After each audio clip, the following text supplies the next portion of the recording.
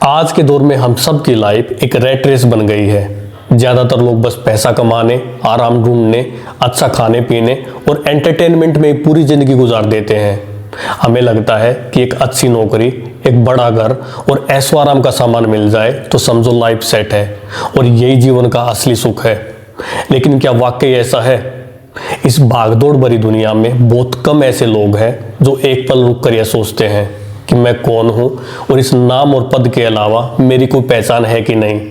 हमारे जीवन का असली मकसद क्या है, सच्चा सुकून कहाँ और कैसे खोजा जाए।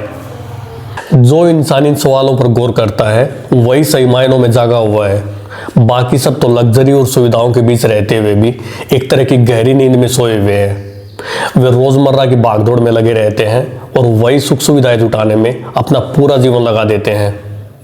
सिर्फ सांस लेना या सुख सुविधाओं के बीच रहना ही जीना नहीं है, बल्कि असली जीना या असली जागना उसे कहते हैं जब आप भौतिक सुख सुविधाओं के मोह से ऊपर उठकर अपने वजूद को समझने की कोशिश करते हैं। जब आप सच में जाग जाते हो तब आपको दुनिया का असली चेहरा नजर आने लगता है।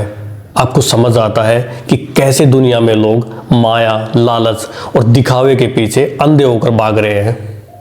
जब ये बात समझ आती है तो इंसान अंदर से बेचैन हो जाता है, क्योंकि उसे दिखने लगता है कि सब कुछ कितना नकली है।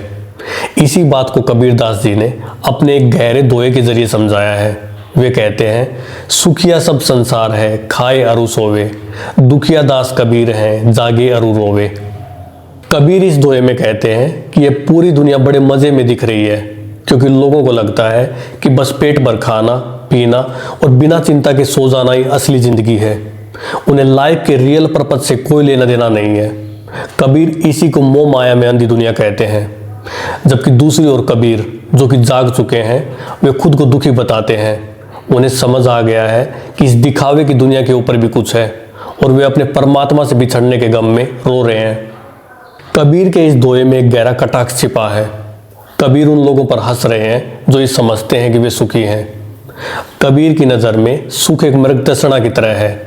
जैसे रेगिस्तान में दूर से पानी दिखाई देता है पर रियल में होता नहीं है, वैसे ही इस संसार के सारे सुख भी नकली हैं। कबीर की नज़र में सच्चा सुख बाहर की चीज़ों में नहीं बल्कि अपने भीतर की जागरूकता और समझ में होता है। लेकिन इस सच्चाई तक पहुंचना आसान नहीं है। इसके लिए इंसान को अपने अंदर झांकना पड़ता है, अपनी सोच समझ बदलनी पड़ती है और अपने जीवन को गहराई तक समझने की कोशिश करनी पड़ती है। कबीर यहाँ पर समाज को चेतावनी दे रहे हैं कि जिस लग्जरी को, जिन सुख सुविधाओं को तुम सुख समझ रहे हो वो अंततः विनाशकारी हैं। जागना कष्टकारी हो सकता है लेकिन एकमात्र वही सत्य का मार्ग है। लेकिन लोग भौतिक सुख सुविधाओं में इतने खोए हुए हैं कि वे जीवन के गहरे उद्देश्यों के बारे में सोचना भी नहीं चाहते।